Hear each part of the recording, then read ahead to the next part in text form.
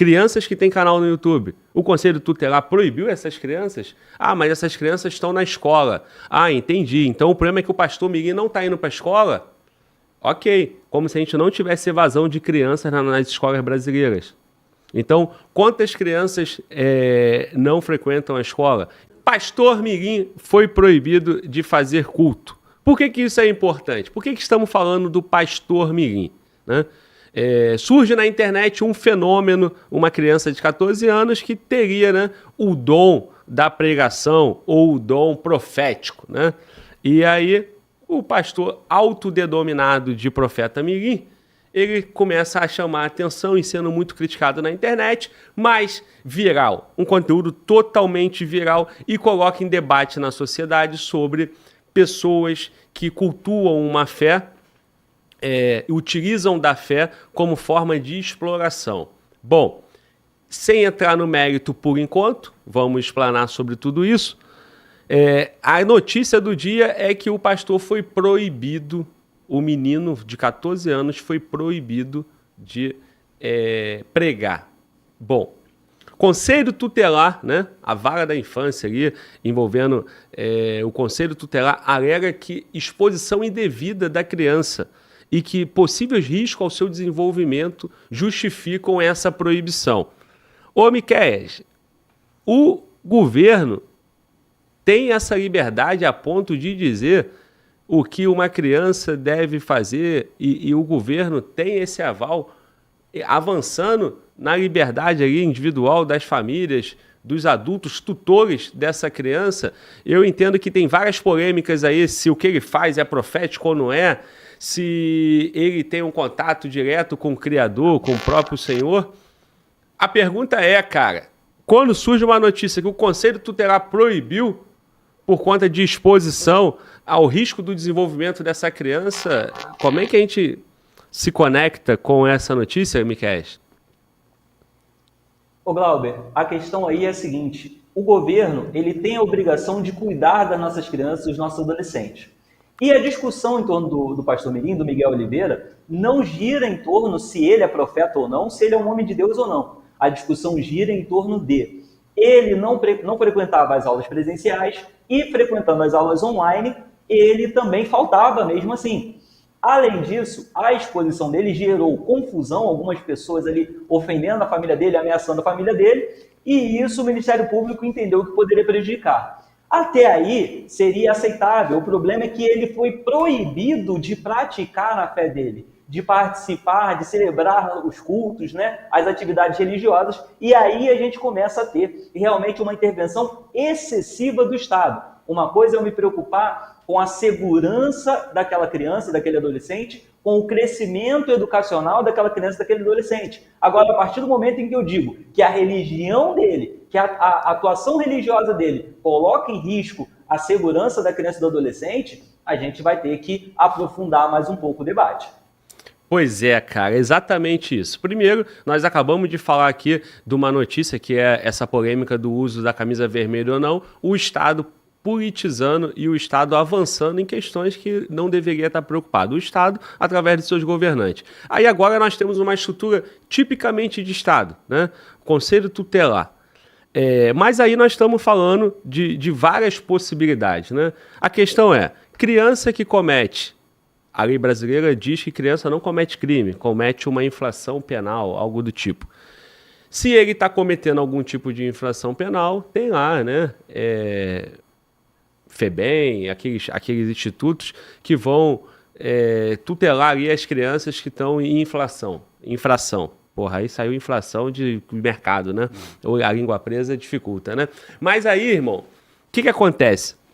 Se essa criança cometeu alguma ilegalidade, ela tem que ter um tratamento. Agora, tomar cuidado com a exposição da criança. Nós temos crianças no YouTube, tendo canal no YouTube, nós temos crianças nas novelas, nós temos crianças de todas as formas. Essas crianças têm tutores, pais, pessoas responsáveis. O pastor Mirim também tem pai. Eu vejo ali nos vídeos num culto, e aqui a gente não está em defesa do pastor Miguel, nós estamos te fazendo reflexões da intervenção do Estado. Então, daqui a pouco o teu filho tem aí uma página na internet, né? E tem um canal no YouTube, por exemplo, Maria Clara e JP, acho que é o 5º maior canal do YouTube. Crianças que têm canal no YouTube. O Conselho Tutelar proibiu essas crianças? Ah, mas essas crianças estão na escola. Ah, entendi. Então o problema é que o pastor Mirim não está indo para a escola? Ok. Como se a gente não tivesse evasão de crianças nas escolas brasileiras. Então, quantas crianças não frequentam a escola? Então, são diversos debates que a gente pode contribuir socialmente em cima dessa questão, dessa polêmica, né, do pastor Mirim. Por favor, Júlio Roque. Bem, Glauber, um dos piores índices de IDH, um dos piores índices de educação dentro de todas as pesquisas feitas, eu acho que fica irrelevante você falar sobre isso, que uma criança não está frequentando as aulas online, né? É uma preocupação, sim, com certeza. Toda criança deve ter o acesso à educação. Esse acesso deve ser muito bem visto, tanto pela família quanto pelo Estado. Porém, eu acho que se torna irrelevante com o papel que nós estamos vendo dos nossos jovens com toda a fuga e toda a evasão das escolas em todo o território brasileiro. Tem lugar do Brasil, né? Eu já viajei o Brasil todo, né? E de maneiras muito obscuras, com todos os meios de transporte que você possa imaginar. Conheço bem a nossa nação e vejo que tem lugares que nem escola tem. Então, qual seria a responsabilidade do Estado sobre esses assuntos? Falando agora sobre o tutor, né, o responsável desse menor. Eu vejo que, dentro do Estado brasileiro, os menores são tirados de todos os crimes que são cometidos por eles, como o Glauber falou, não cometem crimes, mas o que não se fala é na responsabilidade dos responsáveis. Se os responsáveis por essas crianças fossem responsabilizados imediatamente e punidos como tal, com lei específica, é claro, né? Tudo dentro da lei e da regulamentação, eu acho que nada disso estaria acontecendo, Glauber. Pois é, cara. O Conselho Tutelar tem fundamento legal para intervir, tem o ECA, o Estatuto da Criança e do Adolescente, ok. Agora, estamos tratando aqui de duas possibilidades. Para maior parte da nossa audiência, ou os maiores reações da internet esse moleque é uma fraude, esse moleque ele está fazendo um mal, ele está aplicando golpe. Porém, nós estamos tratando aqui de uma legislação que protege a criança, certo? É como se essa criança estivesse sendo explorada, como se essa criança fosse colher danos lá no futuro por conta dessa atividade. Mas se ele está aplicando golpe, se ele está sendo um charlatão, se ele está abusando, tem um monte de adulto ali, cara, assistindo ele, gritando aleluia e batendo palma. Tem os pastores que estão do lado dele no púlpito. Tem os pais. Então nós estamos falando aqui de ou o Estado avançando além do que deve, ou o Estado sendo omisso e sendo ineficiente aonde deveria ser.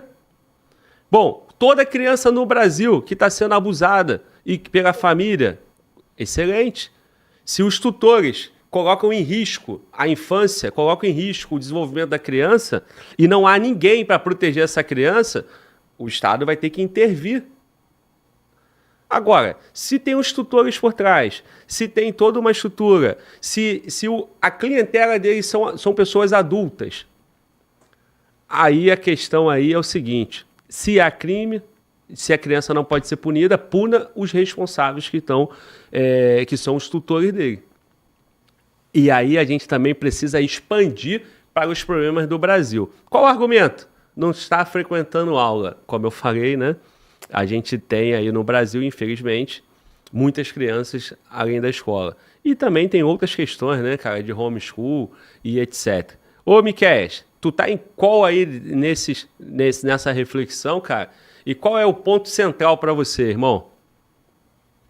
Glauber, eu estou no ponto de que os nossos adolescentes e crianças precisam ser protegidos. Mas é um debate muito sensível. Veja bem, nós tivemos o caso agora recentemente, o STJ absolveu uma mãe que foi acusada de causar lesão corporal na própria filha, porque ela levou a filha para um ritual de iniciação no candomblé, que se trata da escarificação, onde fazem pequenas incisões na pele da pessoa com o objetivo de proteger, trazer proteção, né, dos orixás, babalorixás, enfim, para aquela pessoa. E isso começa muito cedo. Igualmente, nós temos a questão da circuncisão ali pelo povo judeu. Então, essas decisões que a justiça toma com relação à aplicabilidade da liberdade religiosa, ela nunca vai ser um posicionamento pacífico. Porque vai ter gente que vai achar absurdo você fazer um ferimento na própria pele buscando proteção. Você vai ter gente que vai achar um absurdo fazer uma circuncisão, cortar um pedaço ali do prepúcio, do pênis, para que aquela pessoa possa ser santificada. Da mesma forma que vão ter pessoas que acham um absurdo o posicionamento desse rapaz de aparecer na internet falando que cura o câncer, que uma oferta de 10 mil é necessária. Mas o fato é que ele não está praticando nenhum crime, as pessoas ao redor dele não estão praticando nenhum crime, porque existe ali uma fé. A fé é o que se acredita, porque sim, é dogmático. Você não precisa de uma resposta científica. É diferente de eu falar, por exemplo, de um processo de transformação hormonal. O Conselho Federal de Medicina proibiu recentemente os procedimentos de modificação hormonal nas crianças que supostamente se consideram ali, né, transgêneros, se consideram agêneros, eu não sei nem definir a quantidade de variações que tem nessa linha de gênero.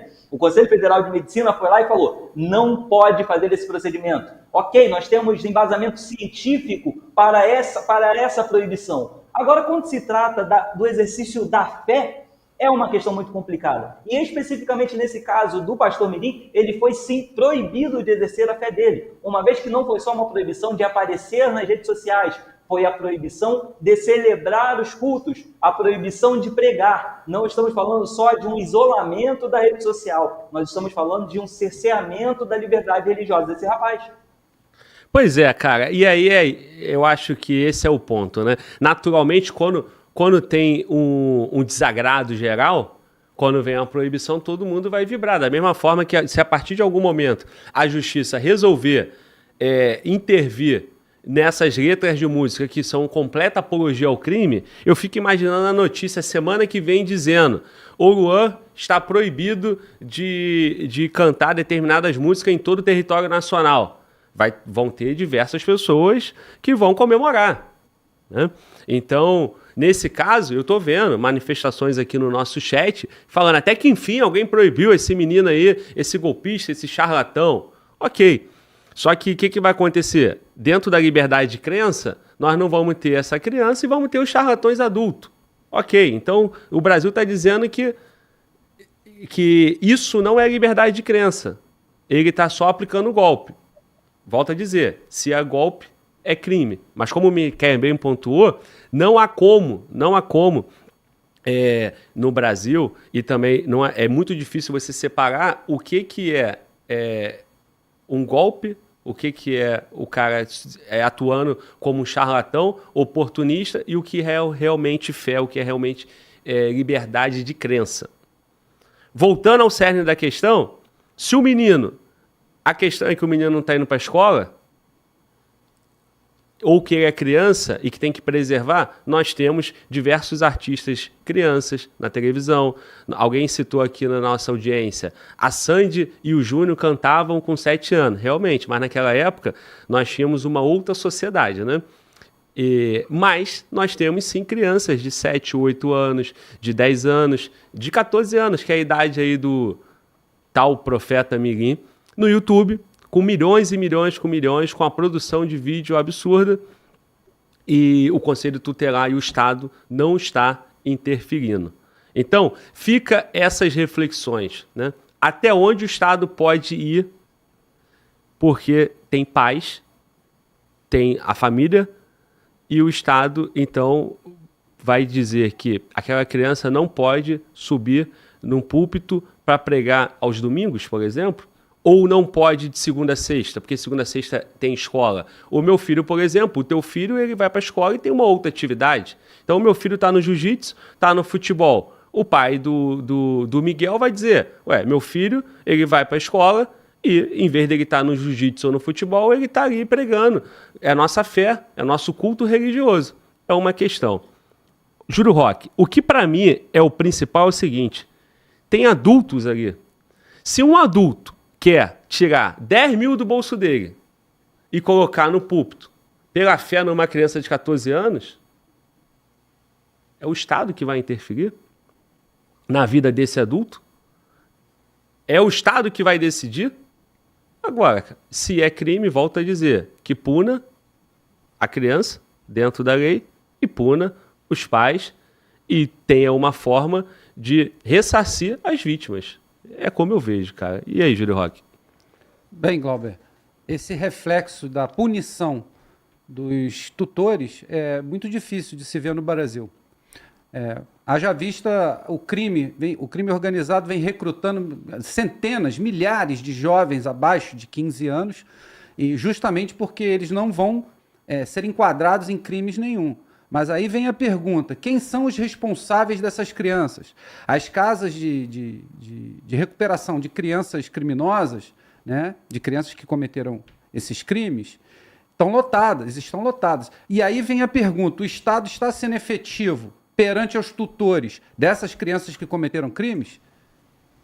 Então, volto ao ponto da primeira notícia do primeiro bloco. Não seria uma cortina de fumaça por ser um assunto viral que está dentro desse mundo web/rede social? Se foi um fenômeno dentro da rede social, vamos explorar esse fenômeno. E aí, para explorar o fenômeno, num mundo polarizado, vem lado A falando questões lado A e lado B falando questões lado B, para que haja todo esse debate, toda essa discussão.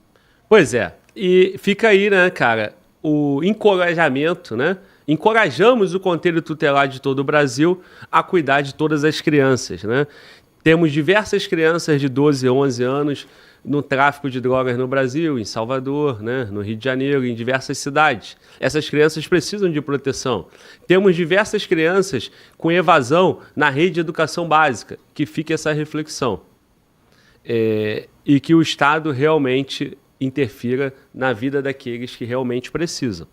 Agora, se nós estamos diante de uma extrapolação da liberdade, seja da liberdade de culto religioso, seja da liberdade das famílias, aí você precisa, apesar de uma torcida contra o que você não concorda, que é esse menino dizendo off the king, the power, the mestre, sei lá o quê, ou a forma dele de dizer que curou um câncer ou não, é aquilo, né, cara? Nós estamos dentro de um país ou dentro de uma sociedade que é preciso respeitar as liberdades, é necessário, e aí você não vai consumir. E aqueles que estão consumindo,